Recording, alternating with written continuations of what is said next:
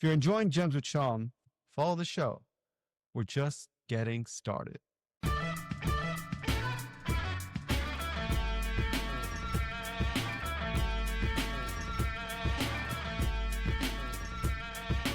Welcome to Gems with Shom, a show about beat digging, records, production, and other things. Today, I have Mikey D, once a part of the LA Posse, as well as a part of Main Source. He has a history of battle rapping, including the New Music Seminar, Battle for World Supremacy, where he battled Melle Mel. Mikey D shares his raps on the internet, and his skills shine for new audiences. And it reminded me that talent always matters. So I appreciate your time, brother. Man, I appreciate you for having me. Of course. I'll be watching. Good. I appreciate it. There are many reasons why I wanted to have you on. Number one, I like your music. I appreciate that. You can really rap.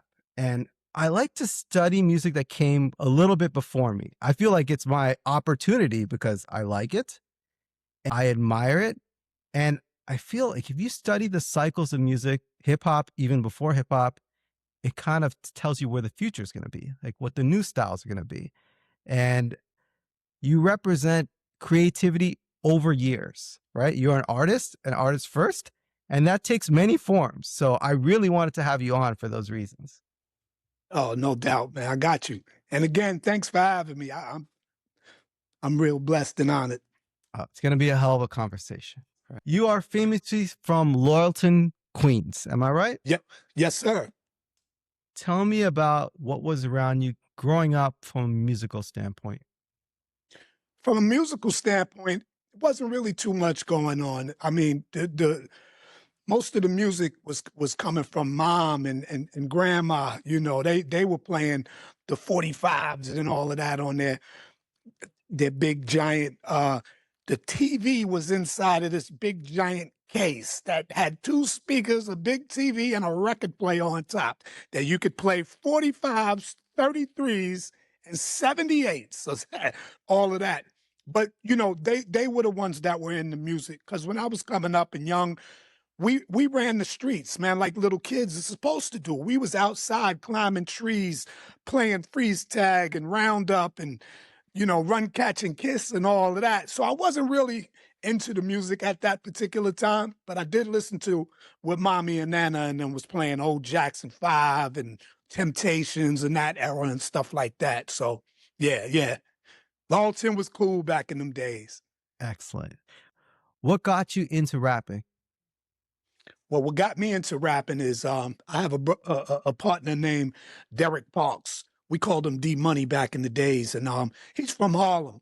So his brother, Mike Action, is a little bit older than him. So when they were having these events in the Bronx and Uptown in the early days, we were too young to go to those types of things, you know, so we really didn't know what was popping off Uptown or, you know, Uptown in Manhattan or Uptown Bronx. Either Uptown you're talking about.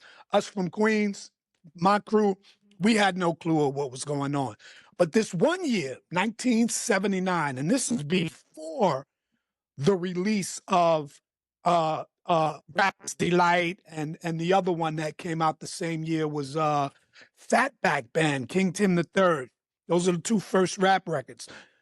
Prior to that, my partner D Money, his grandmother lived next door to my grandmother where I was raised, and he came to visit with this cassette tape. And this cassette tape had Grandmaster Caz on it and Cold Crush Brothers. And they, you know, they were doing what they do. And my first when I noticed that this is what I want to do is when I heard Grandmaster Caz spit this rhyme called Yvette. When he did that, it changed my life forever. Because after I heard that rap, I went next door to Nana's house and I wrote my very first rhyme. My very first rhyme was copied off of the blueprint of Yvette. I wrote a rhyme called Kim. So that was the first rhyme. Grandmaster Caz is the reason that I rap to this day. That was the first real rap that I heard. dope. I mean, I love to hear the Yeah. inspiration. And how was that received by the people around you? I imagine you have no way to record this. You're rapping it live to your friends. Exactly. So when I was writing the rhyme, I kept on rewinding the song "To Be Real" by Cheryl Lynn. Okay. Boom, boom, boom, boom, boom, boom, boom, boom. I just kept rewinding, and I was writing this rhyme. The first person that I let hear my rhyme was my nana. My nana was actually my first cosign that told me it sounded good. She didn't know what hip hop rap was. She didn't know what what I was doing, but the way my cadence was, it was like I was a seasoned artist already because I used Grandmaster Caz's blueprint, and that impressed my grandmother. So I couldn't wait to get back to next door to get with my boys, booing them the next day, booing D Money and David Moore and Johnny Quest. And I said the rhyme for them. They all agreed that it was dope, and it was off to the races. We started our first group right there, and believe it or not, because Grandmaster Caz is the one that, sparked that spark. The name of my first group was the Grandmaster 3. Okay. You know what I mean? So, like I said, from that day forth, I never looked back. But here's something that a couple of years recently remembered.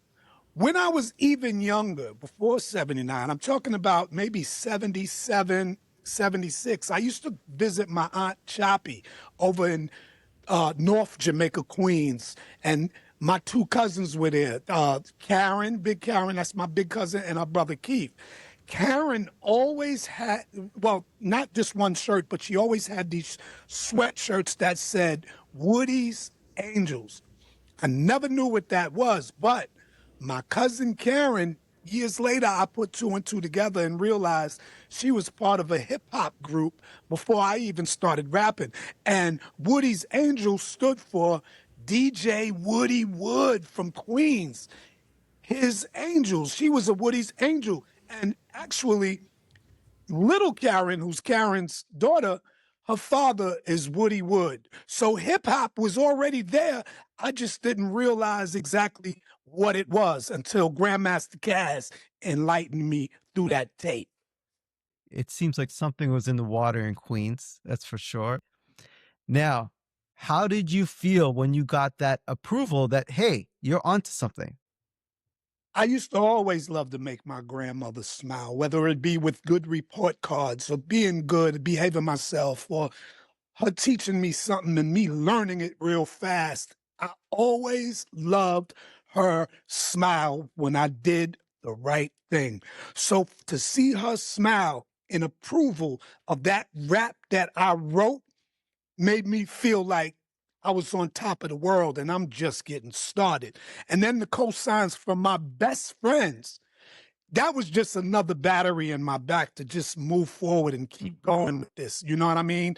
And back then I didn't realize how far it would go because I'm a first generation MC. Well, let me say this. I'm a first generation rapper. I'm not going to say an MC because I started rapping first. I had to learn how to become an MC. You feel me? So, because I wrote a rhyme first, I didn't rock a party first. MCs rock parties without rhymes. You know what I'm saying? Rappers are MCs that can rhyme, but I had to learn how to rock a crowd because I knew how to rhyme, but I never rocked the crowd. But just to have the cosign from Nana and, my closest friends, it meant everything to me. And I knew I was on to something great from that point on. What happened from there where you started to take it more seriously? But what it was is like I said, hip hop helped me find myself. It gave me confidence. It gave me courage because I was a shy kid. I was shy. You know what I'm saying? I used to get bullied in elementary school and stuff like that. And I was shy. I was a scary little type of guy. I was a loner. You know what I mean? And hip hop just gave me so much confidence. And I noticed that I could write what I was feeling. I could express myself better with the writing and rap. It just, oh my God, it made me release all of this inner feeling. You know what I'm saying? And this is before I became competitive, but so what all of us as youngsters, we were definitely competitive because we all wanted to be better than the other guy or whatever. But see, with me, I incorporated personal traumas and made them positive. For instance, I said I was bullied before. I was bullied by one particular guy named we called him Sham God.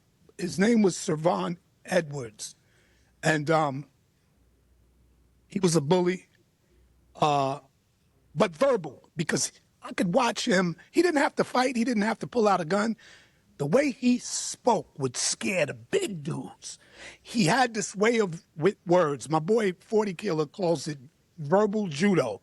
So I mastered the art of verbal judo, but I incorporated what Sham God was doing into what I was doing. And me and Sham God became really close friends. You know what I mean? Because he was an inspiration that he didn't know he was. So between Grandmaster Caz, the Clientele Brothers, and Sham God, that's where I found my courage. So what kept me going is I became really competitive. I wanted to be the best rapper in my neighborhood. And I think I exceeded my expectations because I was challenging every and anybody that stood in front of a microphone or that rapped and stood in front of my path. And I just kept going with it. Like, while a lot of my friends, some of them went on to become successful as uh, officers, COs. Some of them became successful criminals. Some of them became successful jailbirds. You know what I mean? Yeah. Some of them became whatever they became, but they never took this rap thing serious. But me, I never let it go. Like, I embraced it wholeheartedly. I also used hip hop like to replace some of the lessons my father could have taught me, because my father, although he was in my life, he wasn't present. He wasn't there. I knew him, he knew me, but he didn't raise me. My grandfather raised me, and my nana raised me, and my pops was there though, but him and my mom was so young when mommy gave birth to me that, he was still running the streets and stuff like that. So hip hop became my father. You know what I mean? And I never turned my back on it. I've carried it on my back since the inception. You know what I mean? I love how you turned what could have been a tough situation and you made it a positive through art and creativity. And I really admire that. Absolutely. And see, this is what hip hop was supposed to do. Hip hop actually came about to stop the violence. Hip hop was the way to settle your differences. You were competitive and you did it through hip hop. It's love, peace, unity, having fun, respect, knowledge. That's what hip hop is. And I learned to be a man through hip hop, believe it or not. And my grandfather was a hell of a role model. But hip hop taught me how to maneuver through the streets. It taught me how to communicate with my peers and people that if I didn't have hip hop, I would have been too shy to express myself. But through hip hop, I was able to do that. So I got to give hip hop its proper respect, man. You mentioned some of the challenges, you mentioned some of the positives, you mentioned the community. And I've been to Queens a lot in my life. It's beautiful in some places, can be rougher in others, and they're actually not too far apart. A nice area and a rough area could be, 5-minute right drive. across the street from each other. You're right. Yeah. It could be a bus stop in between. Yeah, exactly. How would you describe your surroundings growing up? My surroundings was it was a beautiful start. Because you got to remember, I came up during the 70s and the early 80s. Those were my childhood years. I became a teenager in 1979, 1980. And remember, early to mid 80s is when the epidemic hit us hard. Crack era. I'm from Queens, man.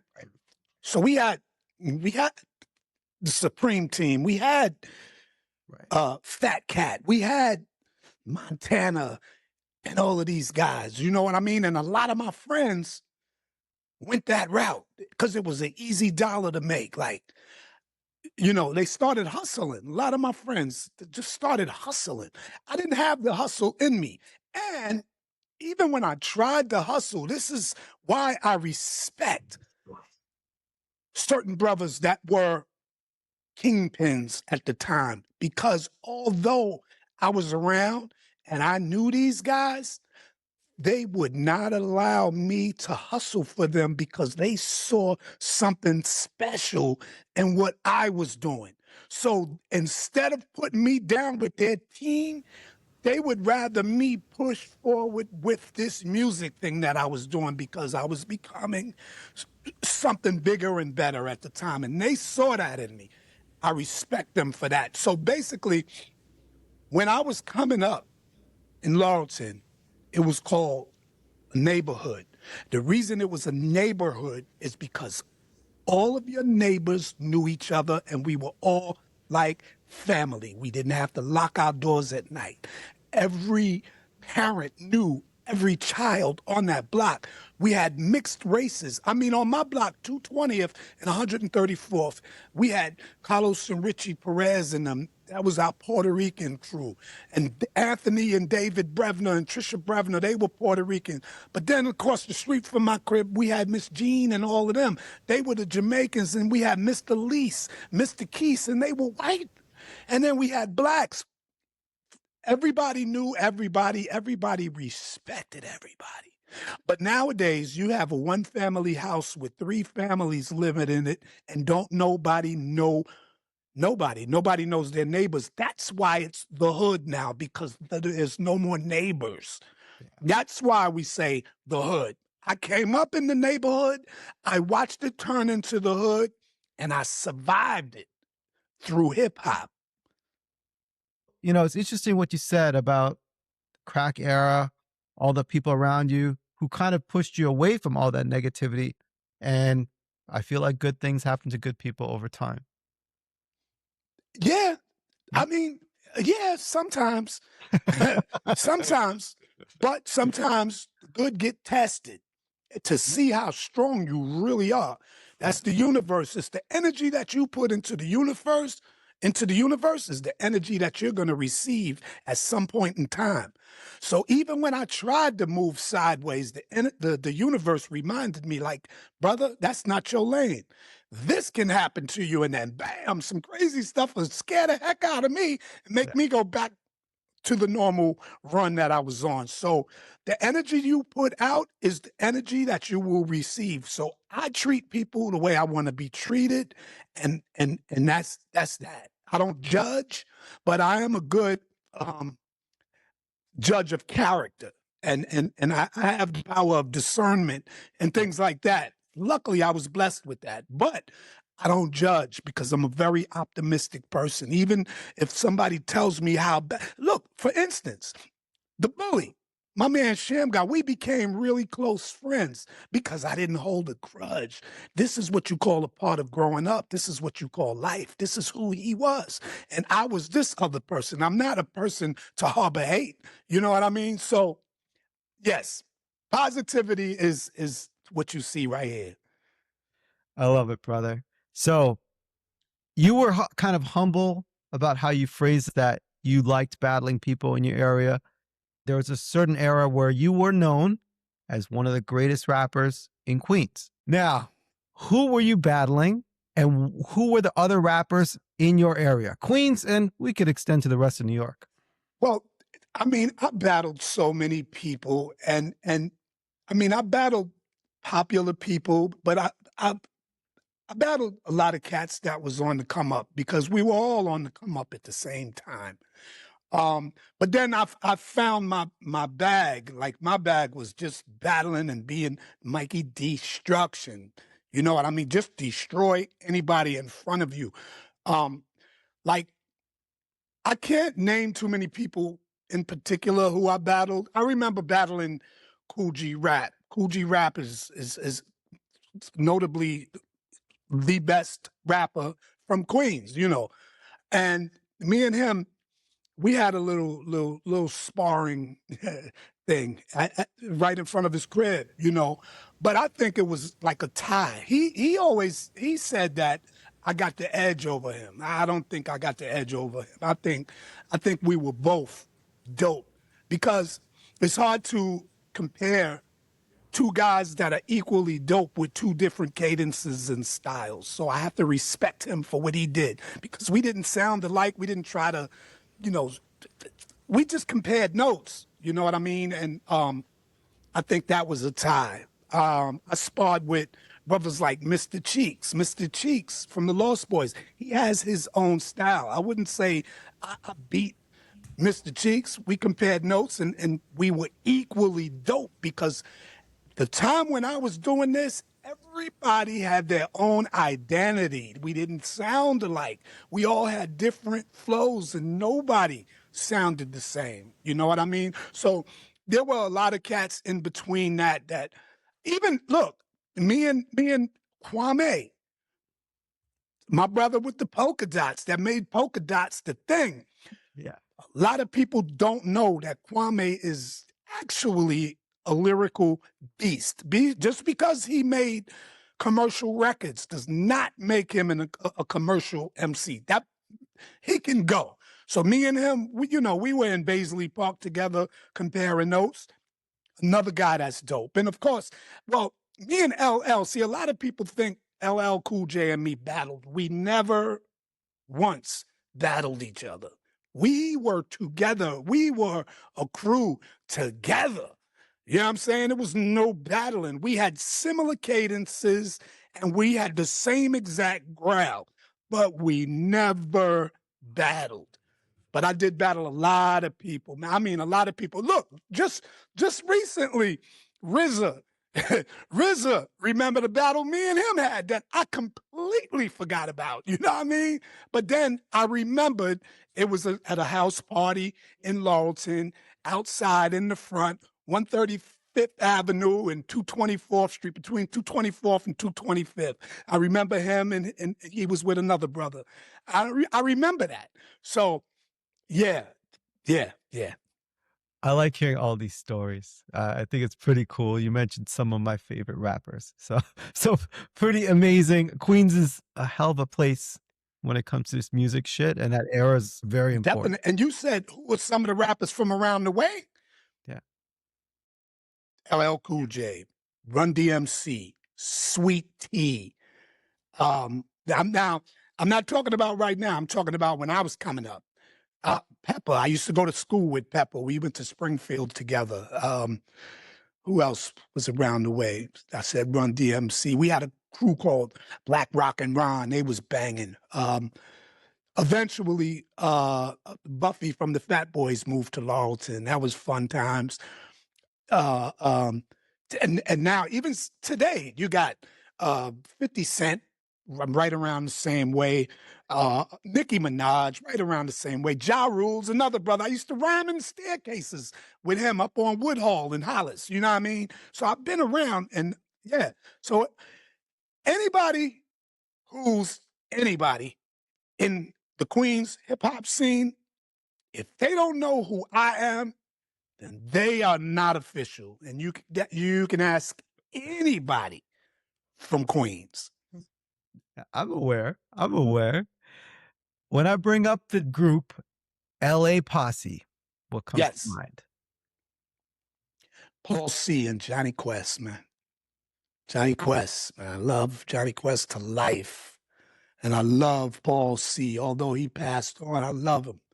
You know, these are the guys that me and Johnny Quest actually started out at the same time. I was doing the rapping thing, and then my man Dave Moore, he had some turntables that we used to practice in his sun porch, and then eventually Johnny Quest has an older brother named Buddy, and Buddy went off to the army and stuff like that, and he gave Johnny Quest his turntables, and then Johnny Quest started sharpening his skills up, and it became crazy, man. And Paul C was just a beautiful soul. he lived in Rosedale, which is the town over from Laurelton, and we got introduced to him through our mentors, Eddie OJ and Will Seville, the Clientele brothers. We walked from Laurelton to Paul C's crib one day, and during the initial meeting, we just hit it off and became fans and friends of each other at the same time. So because Johnny Quest was so nice on the Wheels of Steel, and I thought I was so nice on the mic, and we found Paul C, we thought he was the best thing that ever happened to the SP12. We was like, yo, we need to put all of this together. Now, LA Posse, originally, we were going to call our crew Boom Bash because that was the crew that we was running with at the time.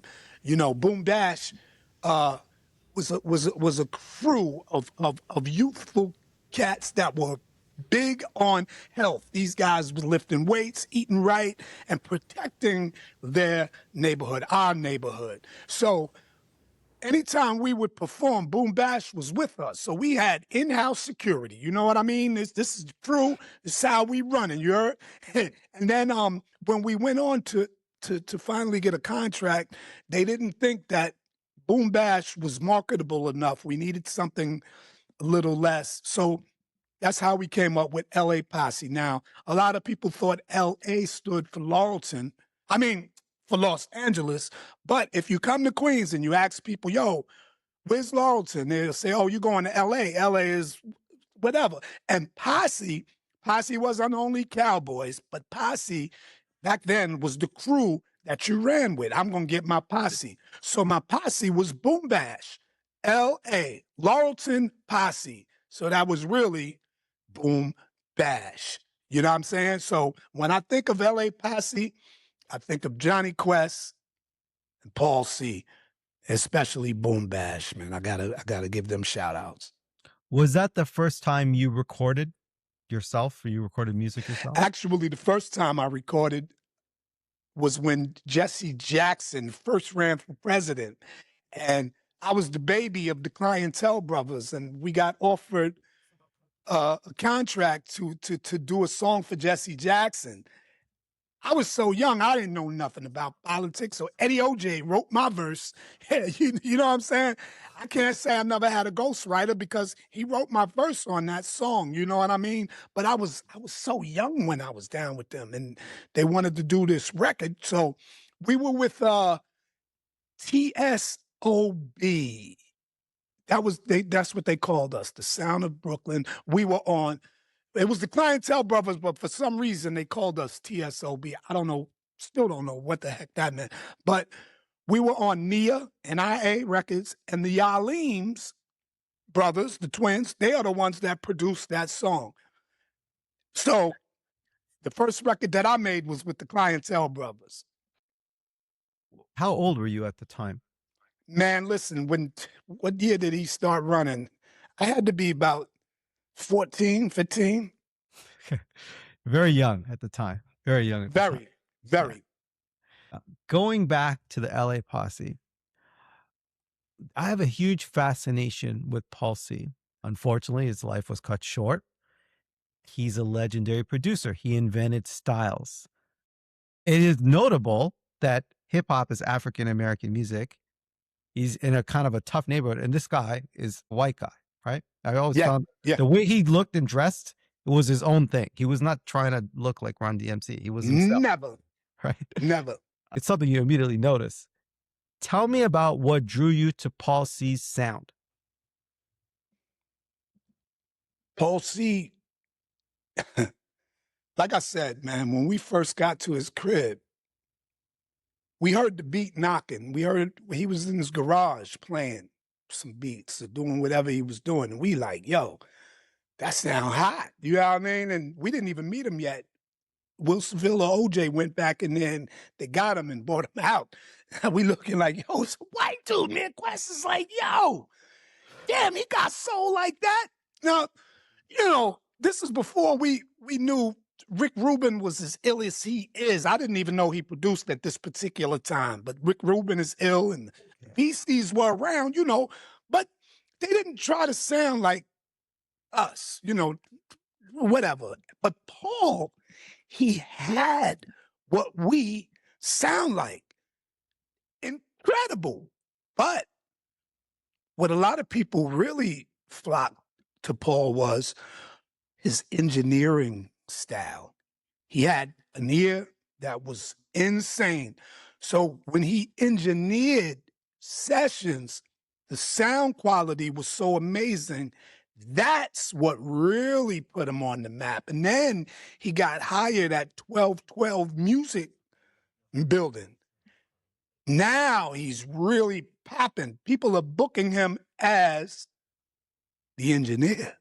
Okay. They didn't really know he had those producer talents. You know what I mean? Only some of us knew. I knew because he produced all of our early music. You know what I mean? Yep. Besides a couple, because Ray Romaine, Professor KB, and Dr. Rhythm, they produced first. And then we got Paul C with us, and he produced everything LA Posse. Ultramagnetic worked with him. You know what I'm saying? They, and I think Said G from Ultramagnetic may have shown Paul C some of those tricks on that SP 1200. He worked with my boys Casanova Rudd and Super Lover C. Duda James, a lot of people think that he produced that. They actually came in with that already. He engineered that and brought the sound out, but they actually produced it. But he went on to produce some fire joints. You know, he engineered. And you said he's just a friend, and you said he's just a friend. Oh, but he was even working with Rakim with production and engineering during the time of his passing. He was working with us and Rakim at the same time. We had just wrapped up our album. We just needed to master it and all of that. You know what I mean? So during that time of the mastering is when, you know, things happen. But Paul was incredible, man. Just his look alone, his innocence and his Yeah. authenticity. You know what I'm saying? I know what you're saying, brother. It was just crazy. He wasn't trying to be something he wasn't. He was being who he was, and it worked. Thanks for sharing that. He is a production legend that Yeah, at the time when he was popular, hip hop was just smaller. So I think it's always something that people want to study. And he's right, one of the kings of this game. He's so influential. right. Absolutely. Yeah. So what happened for you next from there? Well, during that time, man, I look, daughter was born in 1989. Paul C was killed in 1989. The album was supposed to drop in 1989. Gangster rap just started, you know, creeping up in 1989. And one of the biggest things was we got sued by another LA posse. Like this other LA posse is from Los Angeles, but we were already out. And we're like, how the hell they suing us and we already out? You know why? Because we were young and dumb when it came to the business. We didn't understand trademarking and copywriting and publishing and this and that because we were never told. We were some of those artists that were taken advantage of. You know what I'm saying? So like I signed my publishing away to Sleeping Bag because I didn't know any better. I signed 50% of my writers away because I didn't know any better. You know, I wasn't trying to make this a career or anything. I just wanted to be that dope rapper, that dope rapper. I didn't care about records and all of that. I treated, if you listen to my recordings, or if Paul C was here to tell you, he would say Mikey D treated our records like they were tapes because that's where I got my popularity from cassette tapes. So I kept that with me when I went into this music business because I really didn't care. I didn't care. So anyway, during that time, LA Posse, they sued us. They were under Def Jam. Def Jam had just signed and went under the umbrella of Columbia. So they had big money, big lawyers, big everything behind them. They were ready to rock and roll. And Sleeping Bag did not have enough weaponry to fight this battle. You know what I'm saying? So we had to stop using the name on records and all of that. I said, oh yeah, that's what we doing. Then I'm gonna stop using this label too, and I'm getting out of here, man. You know what I'm Okay. saying? I don't want to do no gangster rap because I ain't no gangster. I know gangsters. I can rap about what they do, but that's just not me. So what I did was I left in '89. You know, my daughter, she was good. She was with her mom, and I just had to take a break, man, a mental break and all of that. So me and my partner Terry Sidney, we call him TC, Loverboy TC, and my man Mario Pun got into a Camaro that Mario Pun owned. This thing it didn't have no AC, it didn't have no air conditioning. And we driving down to Florida. We left, it was about 30 something degrees. We got down there, it was about 900 degrees. So I still got my coat on and I'm burning up, and there's no AC in this car. And we just trying to go faster to get some air in the window. You know what I mean? So we went down there with no AC, no radio, and a case of 40-ounce beers from Poppin' Kim. And I just took a chill pill. And then what wound up happening in Miami is 19, 1992 or 93, Hurricane Andrew came through. Man, I got out of there the week before Hurricane Andrew came through. Haven't been back to that part of town until a couple of months ago. All right. And we're talking about from 92, 93. So that's what that was. But at the same time, I never lost my passion for hip hop. I'm not going to say the music, but for hip hop, the culture itself, the rap, the MC element of it, I always stayed on top of that. The way I look at you over time is you're committed to art and creativity and music. That's what keeps you going. The business part, there's a lot of ups and downs with that. It's not for everyone. Actually, most No, people, it doesn't benefit, right? It's actually a no, pretty tough and often unfair business. I can see how it didn't suit your mentality. absolutely not. And I also had a problem with people telling me what I should do or what I should sound like or what I should say, and I should act this way, and I shouldn't tell them. I want to be me. Let me be myself. Let me be transparent. Let people judge me for who I am, not what I'm trying to be. So labels had a problem with that. You know what I mean? Because I would not bend and I would not fold, because to me, my integrity outweighs my talent. So we're either going to do this my way or I'm just not going to work with you. It's okay. You know what I mean? And that's why today I don't mind rolling solo, because I learned how to maneuver through this technology and all of that stuff. So I'm having a better time now than I did back then. If I were to play back what you said, another way to say it is you value your authenticity more than anything. And I could really respect that. Yeah, absolutely. Thank you. Well, one quick tangent. You remember where you got the 40s from? What was it called again? Poppin' Kim. Okay. Poppin' Yeah, Kim. you're not the first person to mention that. Well, uh, I'm from where Poppin' Kim was, man. Poppin' Kim was on 229th and Merrick Boulevard. I'm from 220th and Merrick. Why you think I named my last album Poppin' Kim? oh, there you go. Uh, one of the guests of the show, Jay Stewart, great guy, hip hop historian.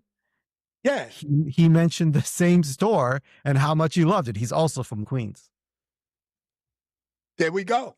Poppin' Kim was the heart of Laurelton during the 80s. Poppin' Kim had 40 ounces that came out of the ice cream freezer. You pop those 40 ounces, slush was coming out. They only costed $1.50. We used to stand in front of the store drinking 40s. Police wouldn't bother us because we weren't disturbing the peace. We were having fun, and respectable fun, just with some beers. This is before Mayor Koch and all of them came and said, you got to put the brown bags or you get ticketed for having a beer. We didn't have those problems back then. Drink a 40, kick some rhymes, You know what I mean? And that's what we was doing, man. Pop and Kim was a whole vibe, man. It was a whole vibe. I like the picture you painted. I've been known to have a few beers. It sounds perfect to me. Oh yeah. All right. All right. Let's move forward in your career. When I bring up the group Main Source, what comes to mind?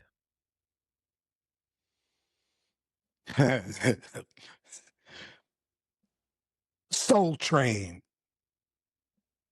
I'm gonna say Soul Train. Tell me more, brother.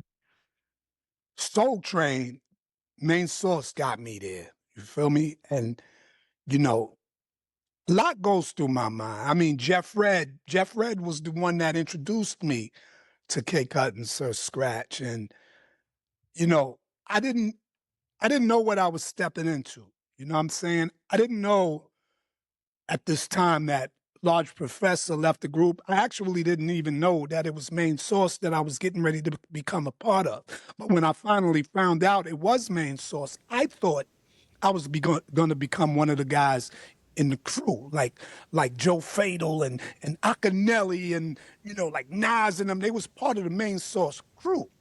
I did not have any intentions or any plans on trying to fill Large Professor's shoe. That was not my goal. I was treated unfair when I got with the group from the public, from the media, because they never gave me a chance to explain my position. They jumped out and wrote all of these articles. People were automatically assuming they replaced Large Professor with Mikey D, and it was crazy. And nobody took the time to listen to the first single, What You Need Is the Source. The opening lines, I said, here comes Mikey D with the Main Source. I didn't say anything about I'm taking over. I said I'm with the Main Source. This is Mikey D bringing his flavor to a table that was already made. I came with my own plate of food to a table that they already built. I wasn't trying to take away. I wasn't trying to rebuild the table. I was just bringing my plate to the table. So that's that. People thought me and Large Professor had a beef. No, we never had beef. And you know how the universe works, right? We talked about this earlier. When I made the record, I Get Rough, back in 1987, there was a young guy in the studio that Paul C was mentoring. And this young guy was a really great student. And this is 1987 we're talking about. And he went on to become the Large Professor, all right? So the universe works in mysterious ways. Look, I'm rocking LA Posse before I even heard of a Main Source or anything like that. Large Professor is in there watching what we do. You know what I'm saying? Not a student to what we were doing. He was a student to what Paul C was teaching them about engineering and working this drum machine. When I got down with Main Source, I didn't even realize that this was the same guy that was in the session. Why would I have a beef with Large Professor? Even if K Cut and Sir Scratch did have a beef with him, why would I have a beef with him? My integrity is crazy. That's not my beef. So I'm not getting involved with that. But people made it this big circus and all of that. And, but other than that, when I think of Main Source, for me, it's Soul Train. For Main Source overall, it's Looking at the Front Door. And Breaking Atoms, because Breaking Atoms is a classic album from start to finish, hands down.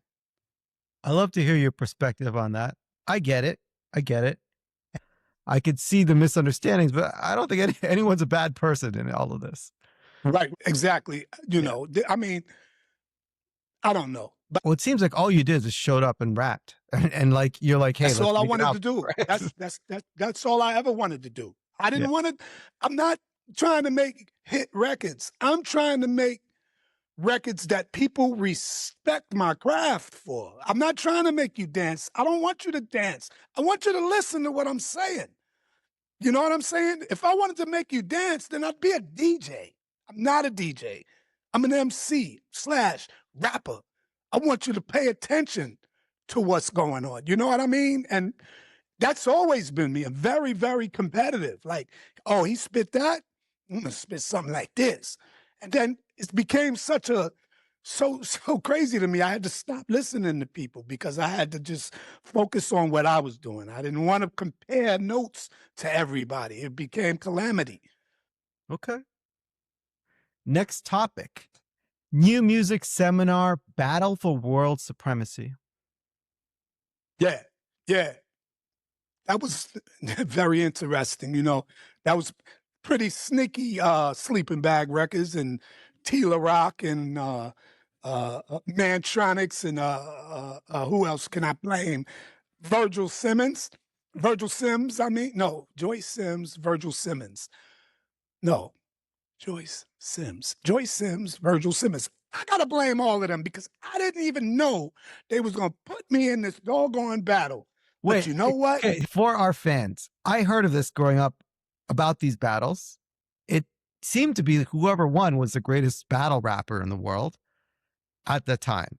I had a family friend who used to go to these seminars. He's a bit older than me, and he would come back and tell me all this stuff. I was like, that's amazing. Break it down what this battle was and then what happened with you. The New Music Seminar is a 3-day event that was thrown by Tom Silverman of Tommy Boy Records. It included a lot of networking, a lot of showcasing, and a competition for the MC and the DJ.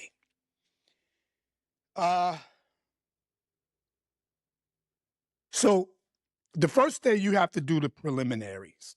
Like if you're in this contest, you have to have a preliminary battle to make sure you make it into the finals. So they pit you against somebody. They wound up putting me against one of my friends, Mr. X from Queens.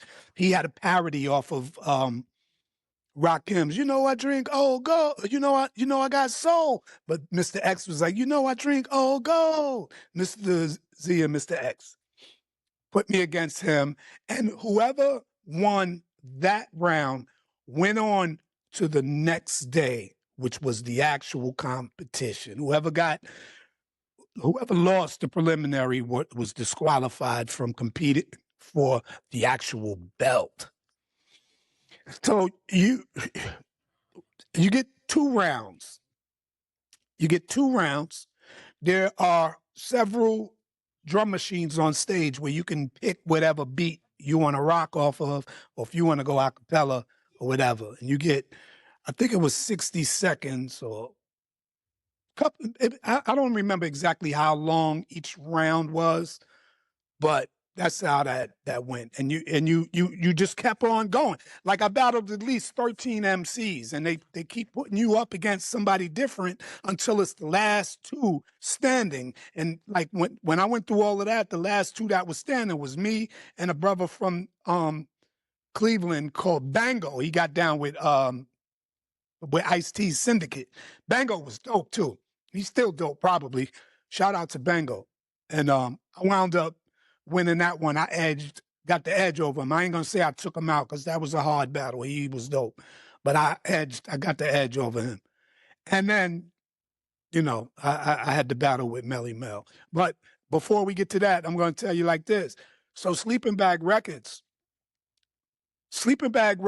wound up signing me because the talk of what I was doing on the streets as far as being this young rapper from Queens that was battling everybody and taking everybody out. And Tila Rock had a big part to play in getting me put on. And even Mantronics wanted me to be down with Mantronics at the time because I think him and Tricky T was going through something at that time. I'm not 100% sure, but I just remember saying that I couldn't get down with Mantronics because I got Paul C. I couldn't leave Johnny and Paul C to get down with this group.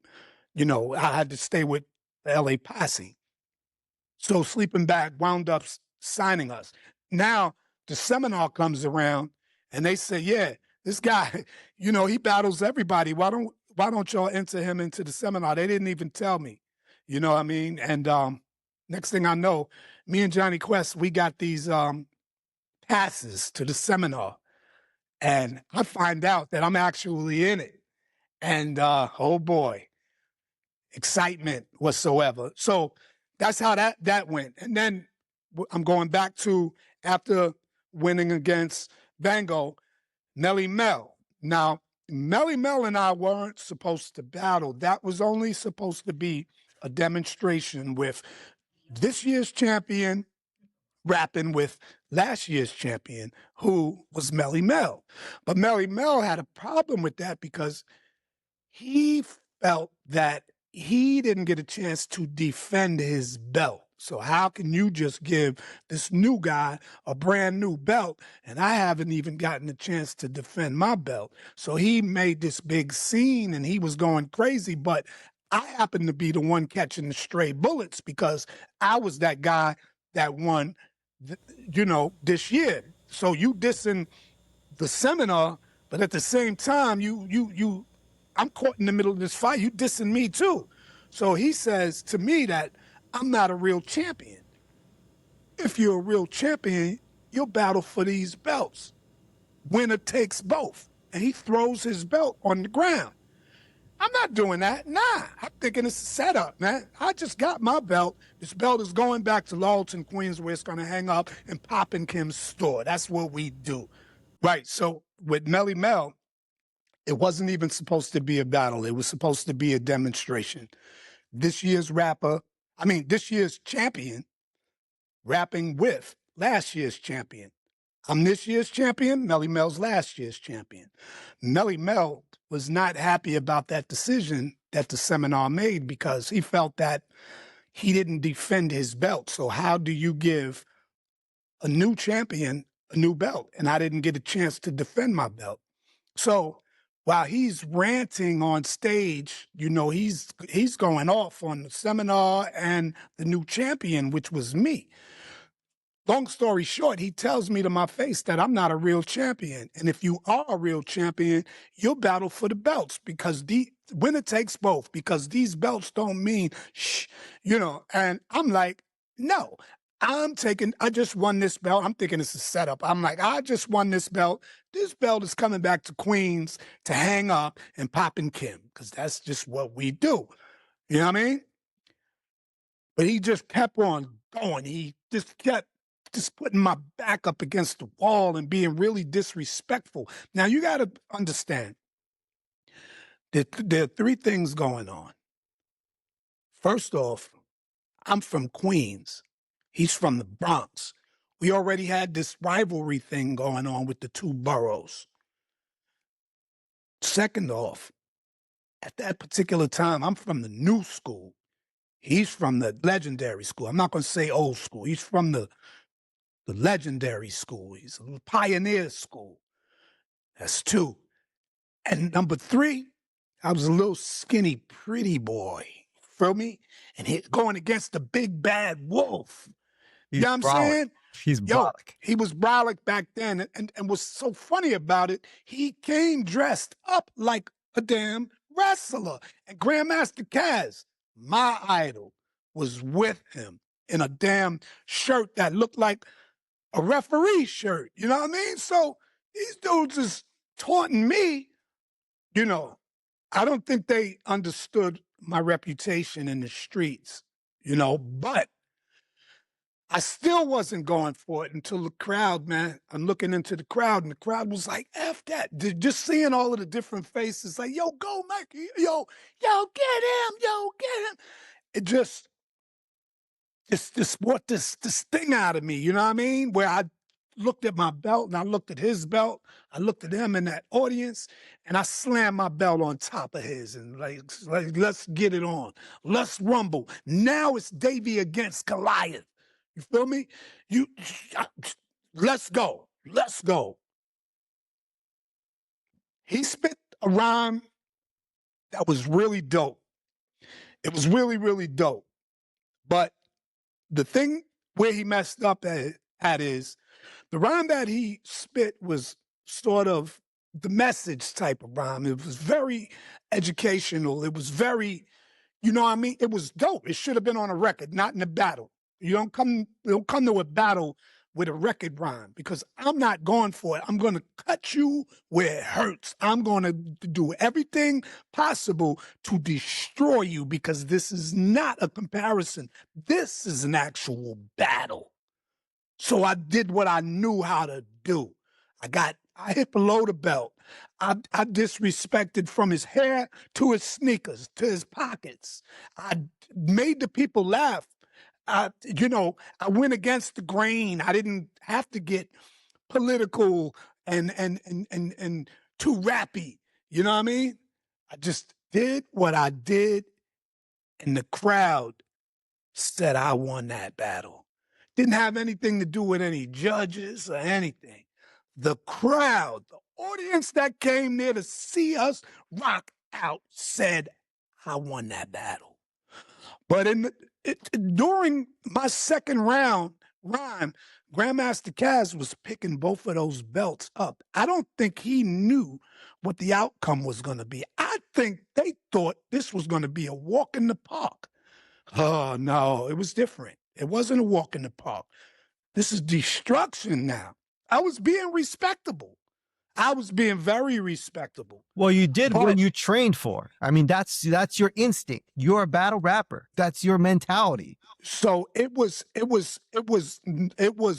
nuclear. Like the battles that I was battling the other guys with up to Melle Mel, it was more of comparing notes, like just trying to say a better rhyme than that person said. We didn't get personal or none of that. None of us got personal. Search was in that battle, in that seminar. What's his name? My brother King's son was in that seminar. There was a lot of people in there. King's son could really rap. Oh yeah, Sandula, man, that's my big brother. He gets busy. So, so that's what happened with me and Melle Mel. He left a very sour taste in my mouth between him and Caz carrying on like that. I was hurt because this is just some guys that I really looked up to on my come up. But, eventually I got over it. Now it's water under the bridge. We see each other and we good, man. I salute Melle Mel every time I see him because he is a pioneer. He is a legend. And I can't take that away. But the behavior at that seminar turned me off. It was just the behavior. That doesn't take away from what he's accomplished and his skill level. It doesn't take anything away from him. So that's how that went down. I'm hearing the full emotion of it. I like how respectful you are of what came before you because they're all legends and everything is like kind of grows step by step, right? So Right. your style of rapping at that time was building on the blocks before, and then a lot came after you building on your style, especially in Queens. So I think that's really important Right. the way you laid that out. Right. All Right. All right. So for my next segment, it's called Drop a Gem on 'em. Let's play a word association game. Tell me what comes to mind. It can be a feeling, an experience, a personal story. You got a lot of great stories. Anecdote, really anything. Some are songs, some are places, spaces. You ready to get into it? Let's rock out. All right. Kenny Burke, Rising to the Top. Reminds me of a park jam in Queens. It reminds me of Baisley Projects. It reminds me of Baisley Park.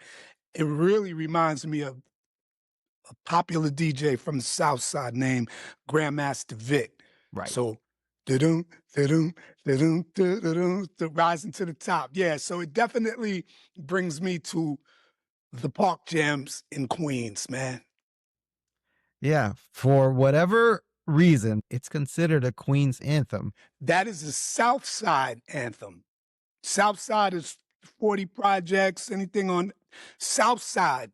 Even the We Outside comes from the South Side. South Side, We Outside. But South Side is like the most popular hood in Queens. I mean, not to take away from Queensbridge and things like that, but, back in those days, the park jam scene, Paisley Park and all of them, they had it on Smash, and Grandmaster Vic was that dude. And that record is definitely a South Side anthem. Absolutely. There was a mall in the area. Does that ring a bell to you? You got the Coliseum block, the 165th Street Mall. Yeah. That's on Jamaica. And then you got Green Acres Mall, which is basically Long Island, borderline of Queens, Long Island. But you talking about the Coliseum block. Yeah. We got to shout Russell Simmons out for that, man, because, you know, it started in the Bronx. I always say the Bronx created it, Queens elevated it, because when it crossed that bridge from the Bronx into Queens, Russell Simmons knew what to do with it. You know what I mean? So Queens took it to a whole nother level, man. You know what I mean? So respect to the Bronx. We can never disrespect the originators, but you know, we learned from the best, man. And then it went around the world. So it's pretty Absolutely. Yeah. Well, one rapper you didn't mention, I'll bring him up now. MC Shan. My brother for life. The realest person you could ever meet. Shan is not ashamed to tell you what's on his mind. He's not ashamed of anything that he does, anything that he did. He stands on it, and he's shameless when it comes to what's on his mind, man. That's my brother for life. People say that he rants, but even in his rant, he is telling you nothing but truth. You know what I'm saying? Sometimes people might think he goes left, but that's just Shan speaking what's on his mind. You know, he had a little thing going on with my brother Kane recently, you know, but that was out of love. You know, Shan is Shan. You know what I mean? And these are both my guys, but Shan is Shan. He's going to say what's on his mind. And Kane understands that. You know what I'm saying? At the end of the day, that's brotherly love right there. So Shan, that's my guy, man, for real, for life, B. I remember when I was going from hood to hood to battle different rappers. I used to just go to a random hood just to battle whoever was the best in that neighborhood. I remember when Shan came out with The Bridge, and before I met him, you know, I wanted to battle, compare notes, because Shan was one of the guys that wore the Kango, like me and LL. You know what I'm saying? But it's not that he bid or anybody bid. That was the dress of the day. The gods, the 5%ers used to wear Kangos and dress like that. And we wanted to dress like the 5%ers. Matter of fact, Shandula, Shan, that's the 5% name, you know. But I remember wanting to battle him. And anyway, upon us meeting, we got mother effing cool, man. And I was like, this is my big brother. Because he's a little older than me, man. Shan is my big brother. I love him, man. And I can't take anything away from him, man. That's a brother for life.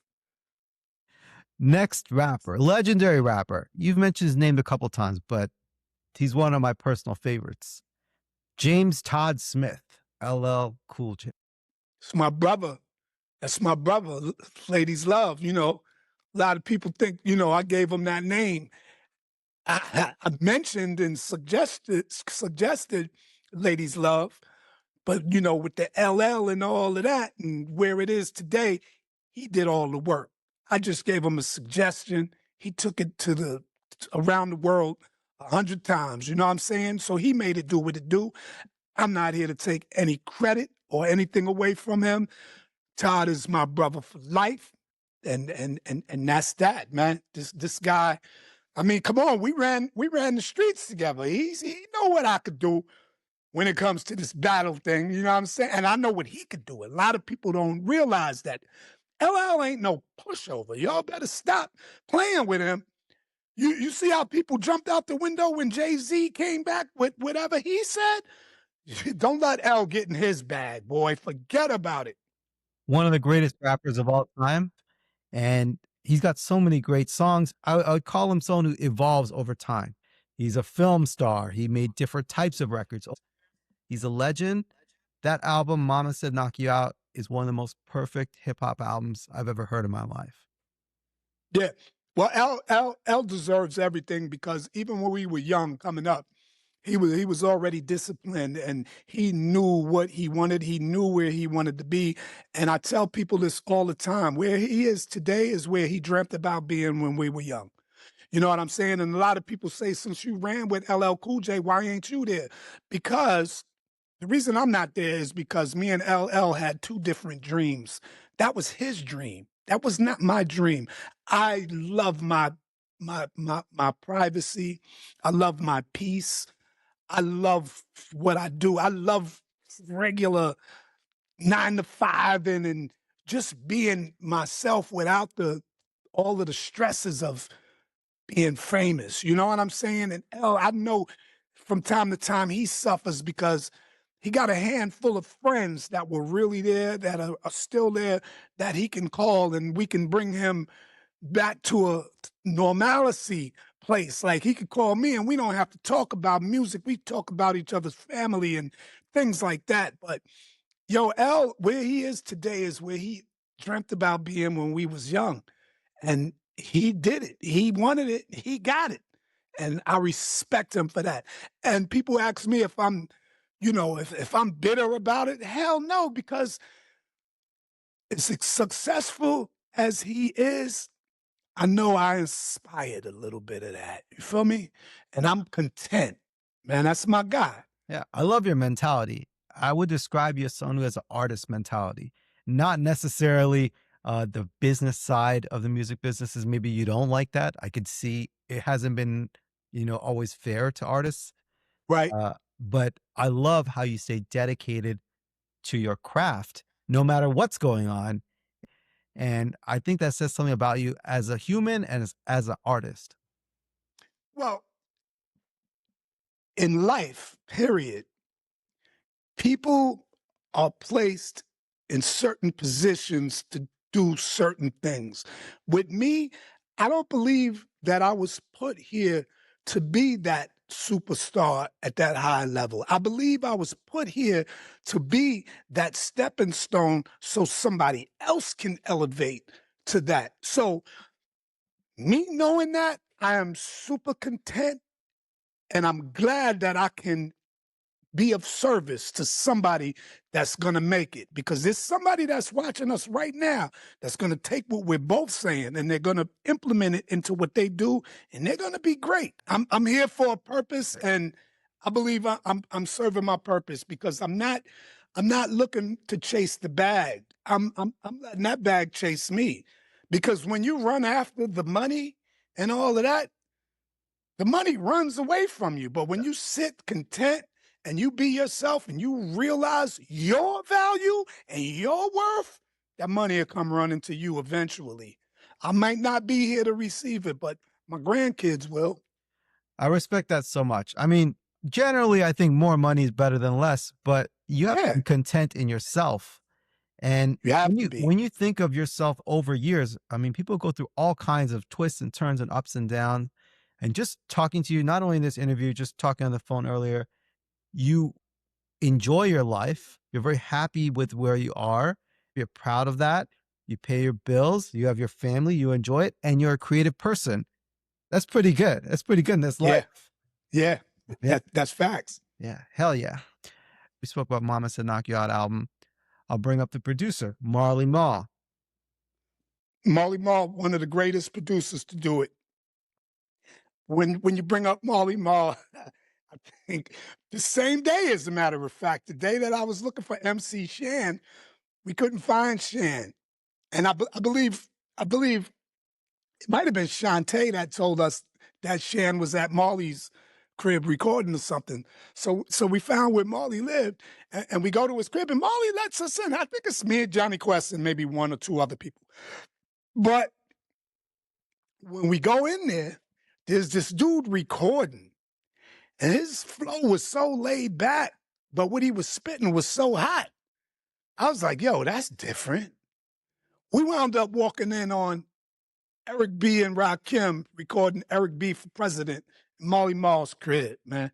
And Molly, I remember this other story. I wish 40 Killer was on this with us. My boy 40 Killer remembers when because my man Paul C hated Mark the 40 Killer because Molly told us, me and Mark, to tell Paul something about the levels. Make sure that something is just about peaking red. 40 Killer could tell you this word for word, but Mark the 40 Killer went back and told Paul what Molly said, and Paul hated to be tweaked, and he couldn't stand 40 Killer for that one reason. So shout out to Molly Mall. But I think Paul wound up taking his advice and it wound up working itself out, man. Salute to Molly Mall, man, my brother. And another time, I remember when LL Cool J and Molly Mall, they was going to do a label thing together. It was going to be called Elmar Records. And LL gave me a contract to the label and all that. He took me out there to Westchester to see Molly Mall and all of this. And it didn't go through, but yeah. Those are my people, man. My brothers, man. When I bring up people or songs, I never know what you're going to say, and you always have these wild stories. But so you know it. what? When you bring this stuff up, you're reminding me of things that I forgot about. So it's crazy. All right, I'm going to expand the circle to maybe some rappers that I know you know about, but they may be from different eras. So you tell me. Let's go. All right. Cormega. Cormega, my dude, man. Love his flow. Love his whole cadence, his swag. He's just so real and down to earth. Him, Nas, AZ, those guys like the three-headed monster, man. These dudes is so ill. They're so similar but so different at the same time. Cormega, hey, that's my man. The first time I met Cormega, him and I were doing a jam together in Rikers Island. Me and him performed together on Rikers Island because my partner, Leon Taylor, who was one of the guys that was on the steps when I first heard Grandmaster Caz, my man Boo, he became the captain at Rikers Island. And he wanted to put on this show. And sure enough, he put me and Cormega on the same show. And Cormega had the juice because, Cormega's been locked up before. He got a mentality. He knows how to handle that. So those guys in jail, they definitely related to Cormega. Cats knew who I was because I was out on the streets doing whatever it is, that they wanted to hear. And when we got in there and we was rocking, I noticed a few of my boys in the audience. You know what I mean? So shout out to Cormega. Then the next time we met was in Main Source was supposed to have a reunion in Toronto. So I was out there with K-Cut. Large Professor, I think he had trouble at the border or whatever, but Cormega was there and we kicked it there. So salute to my brother Cormega, man. Another one, man. See, you done brought up some stuff that I forgot about, man. Joe Fatal. Joe Fatal that's my dude right there. Joe Fatal is just the realest. Again, it's that Queens thing, man. It's that Queens energy. I can relate to these guys because we carry that Queens energy. Joe Fatal, when I met him, he was just a real one. I think I met him when there was a show that I think he threw the show, and it was somewhere was it in Corona? Elmhurst. It might have been in Elmhurst, but we kicked it. You know what I'm saying? And he never looked at me sideways, although Large Professor is his man and all of that, and what transpired between the Main Source, the two versions of Main Source, he never looked at me funny. He never treated me funny. He was never funny style. And I respected that. And then I got to know him and his position within Main Source and how he made certain things happen for them to even be where they are, and his loyalty and everything, man. Salute to Joe Fatal. Salute Joe Fatal. He's maybe a lesser known story in the world of hip hop. He's a great producer. He's a beat digger. He can rap. He's just a character who gets a lot of respect. from a musical and creative standpoint that I would love to keep learning more about. Absolutely. Good guy, man. And he knows his business. I love that. What comes up when I bring up the name Large Professor? Extra P, baby. Yeah. Extra P. Queens get the money.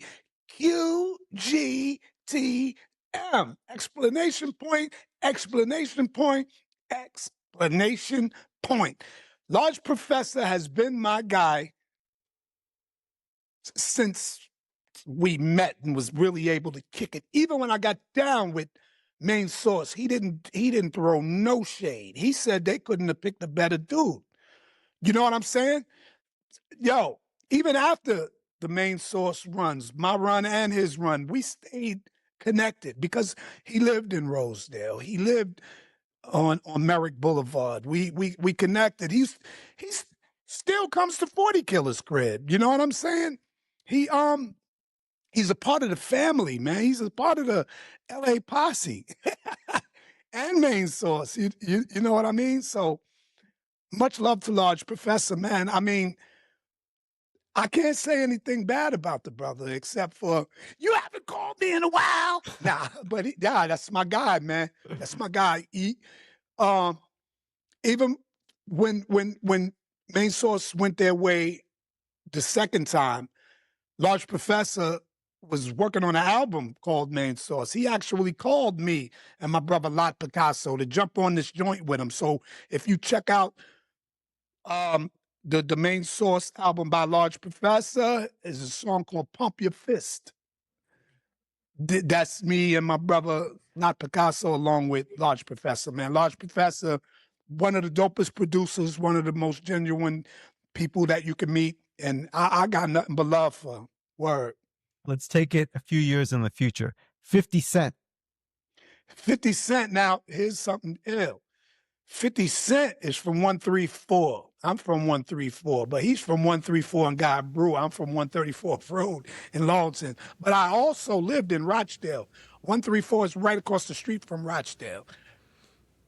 If you was to talk to Who Kid, who is 50's DJ, he will tell you that these guys, G Unit, they used to listen to those Mikey D tapes from Paisley Park. Because you got to remember, 50 is a little bit younger than me. He's a little younger. And I actually remember when 50 used to come up to the to 1212 Studios where Paul C was recording, because Jam Master Jay also had a studio in that music building. You know what I'm saying? So we used to freestyle and stuff like that. I don't know if 50 was out there, but like in the parking lot in the back, we used to freestyle. I used to see Fredro Starr and all of them up there all the time. So, you know, we used to all cross paths. But one day, my man, Who Kid, told me, yo, you are in all of the rappers from Queens DNA. You are in all of their DNA. He said, you're in our DNA, talking about the G Unit, and whoever came after me. I understand what he meant by that, and I'm humbled by it, you know, but yeah, 50, yeah. Look, what he was doing to Ja Rule and to other rappers, the way he bullies people, that's exactly what I was doing when I would drink my 40s. I would battle whoever had a record out, and if I came in contact with you, I wanted to battle. That's exactly what I was doing. Not to say that he took what I was doing and ran with it. No, he did it 20 times better than me, because he was, his CDs was killing the streets. 50's CD, oh my God. I remember listening. I couldn't wait for his CDs to come out because he was killing it, making other people's records over and just doing it. So shout out to 50 Cent, shout out to my brother Tony Yayo, and shout out to Lloyd Banks, man. I love them brothers like brothers. Salute Who Kid, man, who brought that to my attention. Yeah, I think it makes sense what Who Kid said, because 50 is a trained battle rapper. That's his beginning. He absolutely is. Before he became the king of the hooks, he was destroying everyone's record within a week of it coming out. He just gets instrumental and murders it. Yeah. Yeah, Yeah. yeah, he's so talented. And then there was a mixtape that he did with Who Kid, maybe 1 or 2 years after he came out, when G Unit was flooding the block. Like, they were on Yep. every radio station, and it was a mixtape of soul, funk, disco breaks. Who Kid's just playing, popular disco records, and he's like kind of rapping, kind of freestyling, and kind of just emceeing, and it sounded so good. Fire. And that's Yeah, yeah, yeah. yeah. Shout out to all of them. Dope, dope. All right, let's talk about another group, Mobb Deep. Mobb Deep, fire, man. They bought a whole that sound that they had was incredible. I didn't know those guys personally. I I heard Prodigy had bought a home in Laurelton before, but I never crossed paths with them. I respect their music. Havoc is a hell of a producer too. Lyrically, they're dope too. I love the way, well, Havoc could definitely rhyme. And Prodigy, he had this unorthodox flow. It was on and off at the same time. Sometimes he wouldn't even rhyme, but it just sounded so dope because of the way it flowed. So Mobb Deep, they brought that young gangster energy right before I met the Warlocks. Like when I met the Warlocks, they reminded me of how that young street energy, like Nas, I could close my eyes, listen to young Nas, and I could see everything that he was explaining in his rhymes. I felt that with Mobb Deep as well. The music, I gravitated to it. It lured me in because of the sound, what what they were talking about, the context. And then I met the Warlocks, and they had that same it factor. They were young, talking that street stuff, but I could understand it. You know what I mean? So much love to Mobb Deep, man. Mobb Deep's one of Queens' finest. I'm glad you brought up the Warlocks. The Locks were on the Main Source album that you were on. Right. What is the connection there between Main Source and the Locks? Well, what it was this is when, I got down with them. We were trying to finish this album up, and K Cut and Sir Scratch wanted to do another joint similar to Live at the Barbecue. So we wanted to, recruit a couple of up and coming artists and stuff like that. So again, my brother Lot Picasso was on that joint. He was MC Lotto at the time. Even Sha Queen, who is now Ma Barker, she was with Kool G Rap.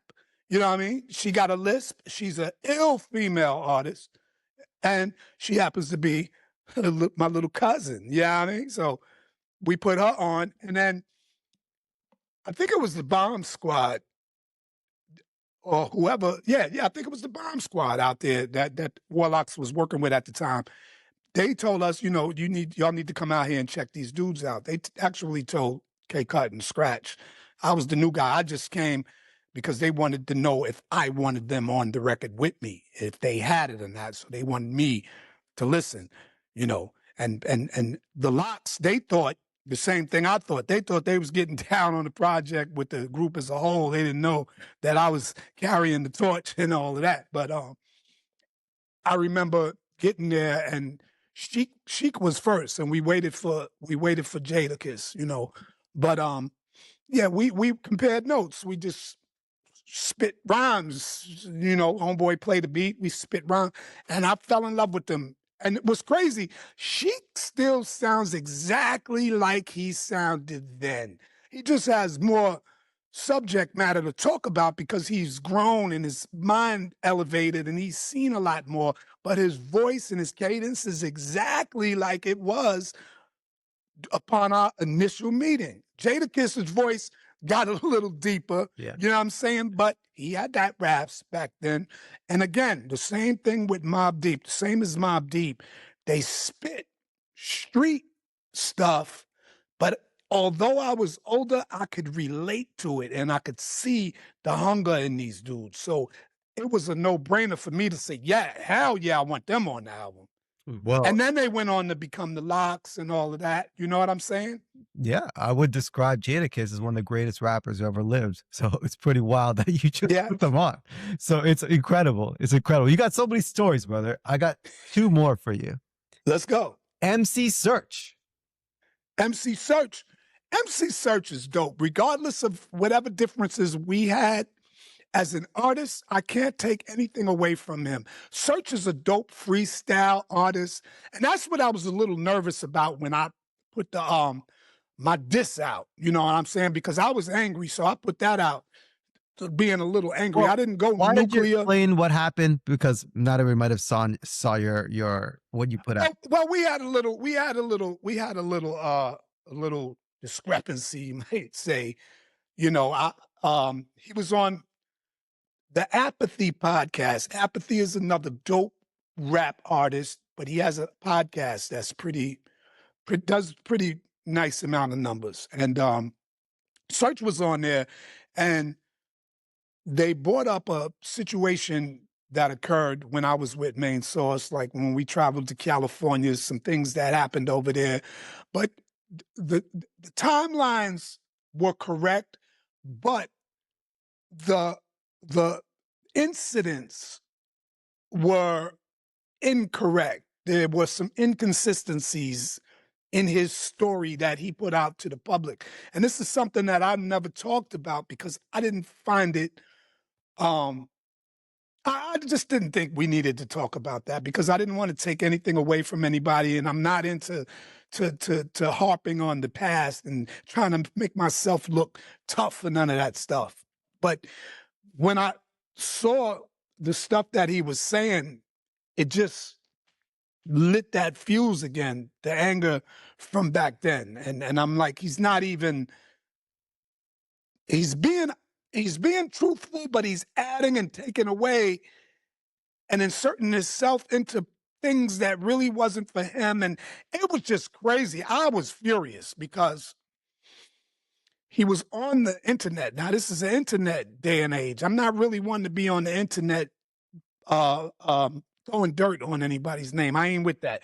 Those days is over with. I did that in the streets when I was battling and all of that. Now, grown men, I'm showing respect. You know what I mean? And I just didn't think it was right because he said some things about the Mackenzie's mother that was very inaccurate, and it was unprofessional to say on the internet. You know what I mean? That's some clickbait stuff, and I'm not with that. You know what I mean? And then at the end of the day, after the whole conversation, he said they were whack anyway. Now, where I'm from, an MC calls another MC whack, we get it in. Not fighting. We don't do celebrity boxing, all of that. We battle. We get on our 1-2s. You know what I mean? So I gave him 48 hours to just get on the internet because you brought it to the internet. So it's only right that you get on the internet and you correct it, man. You know what I'm saying? He ignored me. He basically ignored me, and it triggered something in me. You know what I mean? It also triggered something in K-Cut because he saw the same interview. And then he called me. What are we going to do about Search? I said, make the damn beat. So he made a beat. I said what was on my mind, and we addressed it because the 48 hours was up. Now, I didn't go nuclear because that was just the hook and bait. I wanted him to come back so I could really drop the bomb. But what he did was very smart. He didn't even address it. You know what I mean? I was like, you son of a but it was smart. And I was a little nervous because I know Serge can freestyle and he gets busy. See, I can freestyle too, but I was a dope freestyler when I was drinking. I'm 14 years clean now. So my best thing is right here. I can write and destroy the world if I wanted to. You know what I mean? So I was wondering, what is this guy going to come with? Because he's not a pushover. But at the end of the day, I got faith in myself. I know what I'm capable of doing.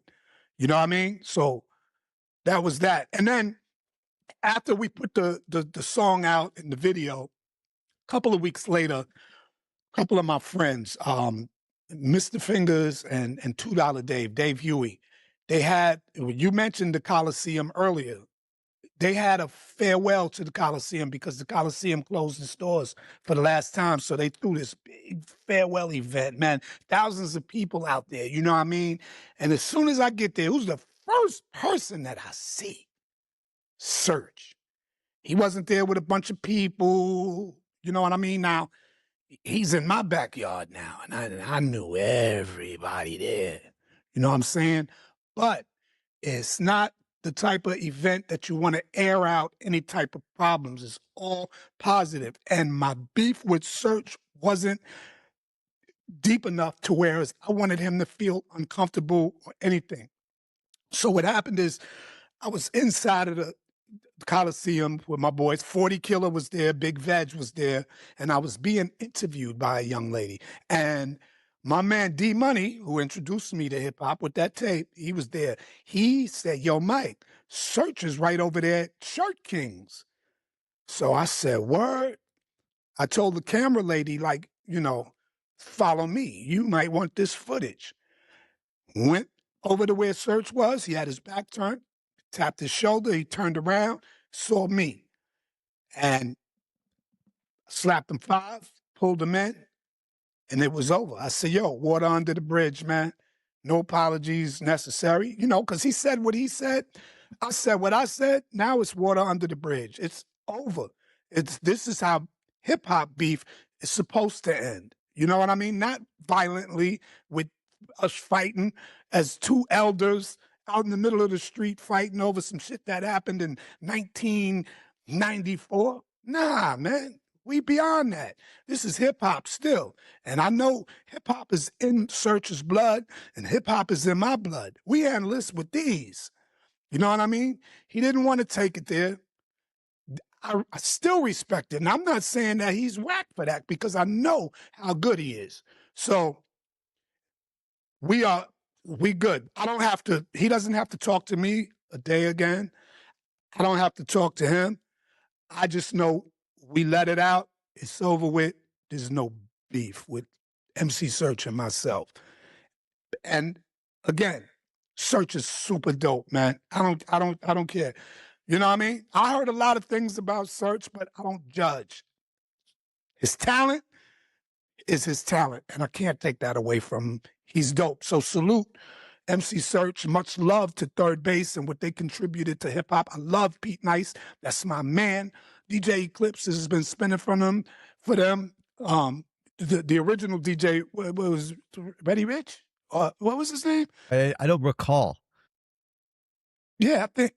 But the DJ was dope. Shout out to Third Base. Much love to them and salute MC Search. Word. Next artist, Cannabis. My little brother, man. Come on, man. Cannabis, when he first came out, the first time I heard him rap, was on the LL joint, matter of fact. And I heard the growl. I said, "Whoa, that growl sounds so familiar."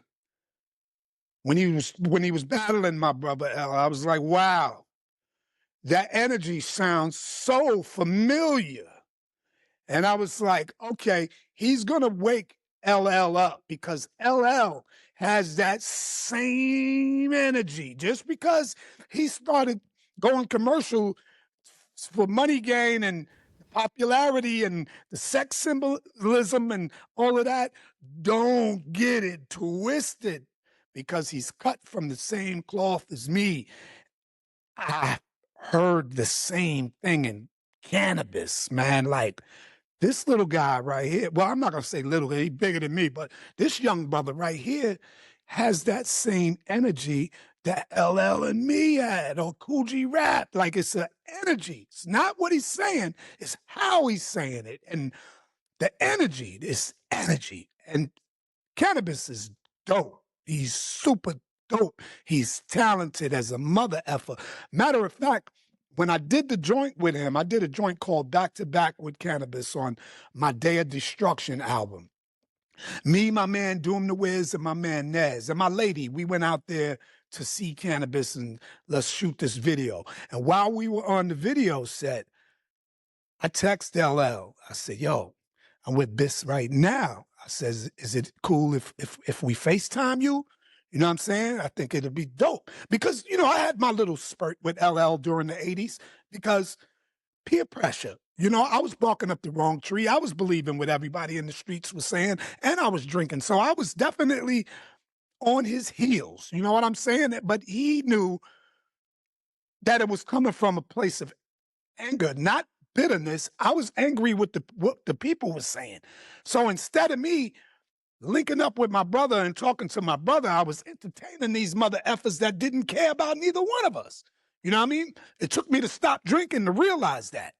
But with cannabis, I was like, it'd be dope just to have these brothers talk to each other. And he was willing to do that. And if you look on my pages, you'll see the FaceTime pictures. You know what I'm saying?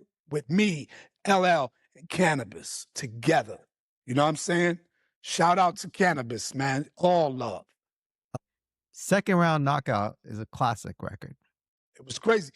L had some joints too that were unreleased. I heard him say some stuff off of EPMDs.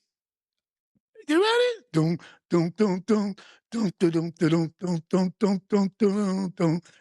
LL was going crazy on this joint during that battle. He didn't even put it out, man. So, you know, shout out to LL and Cannabis. Those are two lyrical beasts. I would have loved to hear them rock together once again, even though they did 3, 2, 1 and all of that. I remember he had an album cut off of his album with the one with second round knockout where it was called Buckingham Palace, and his lyrics were so crazy. Right, right, absolutely. Brother, you have so many great stories. You mentioned that you're sober. I want to salute you. It makes sense because your mentality is so healthy and so positive now, and I really respect that. I know that's not easy, so I respect that. Thank you, thank you. Yeah. Well, what excites you about the future? Everything. All right. Everything.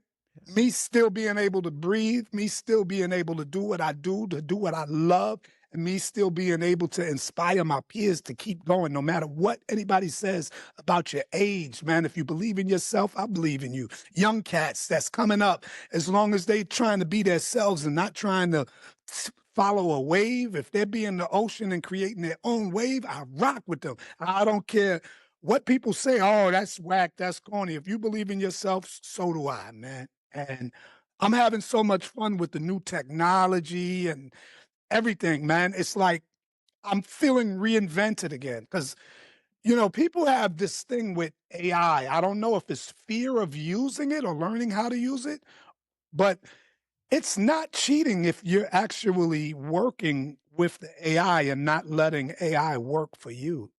You know what I mean? Yeah, I have so many people saying AI is cheating.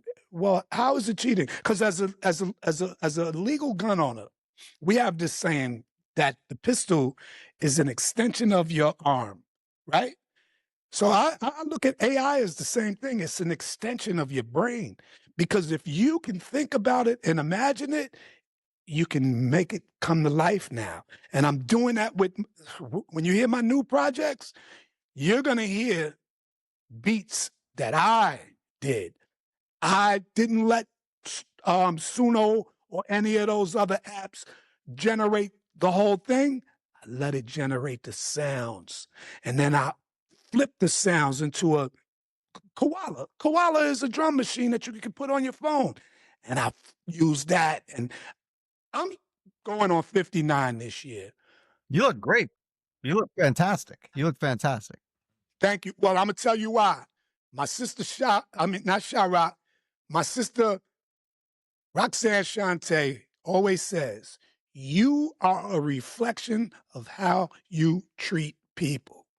So I make sure I treat everybody equally and good. And that's, again, that's the energy that comes back to me. You know what I mean? But yeah, I feel like a kid in a candy store again. The technology is crazy and people are becoming more accepting. I'm having a great time. And just stay tuned. I'm about to smash them. I love it, brother. I see nothing but success and happiness for you. You're such a creative person. You have such a great energy. Keep putting Thank what you. you're putting out into the world, and we'll all be here to enjoy it. Bet. So, can I say two things before we leave? Of course, yeah. First of all, ladies and gentlemen, I've been using a high song microphone. It's the all-in-one. This is super dope. But what I really want to say is June 6th, Saturday, I'm co-hosting an event with Rod Digger. This event is the 8th annual Sha Rock Day. Ladies and gentlemen, if you don't know who Sha Rock is, she is the first female MC of the hip hop culture. So this Saturday, we not only celebrate the rap genre, we celebrate the culture of hip hop by celebrating the first lady of hip hop, Sha Rock. It's a free event. It's in the Bronx. It's at Gun Hill Playground on Magenta Street in the Boogie Down Bronx. It is from 2 p.m. to 7 p.m. There will be vendors out there, a lot of entertainment. It is going to be a phenomenal event. So if you love hip hop and you want to learn about the culture or you want to celebrate the culture, feel free to come out and enjoy yourself. It's going to be a day to remember. I love it. Thanks for letting us know. This should be out before that. So yeah. That's why I said let me plug that real quick. I appreciate it, man. This has been fantastic. And we got to do a part 2 because there's more stories, man. Man, listen. We didn't even scratch the surface yet. Yeah, I could talk to y'all. I feel like there's a lot more there, but this was a hell of a conversation. Loved having you on, Mikey D. Thank you, man. All right. Peace. Peace.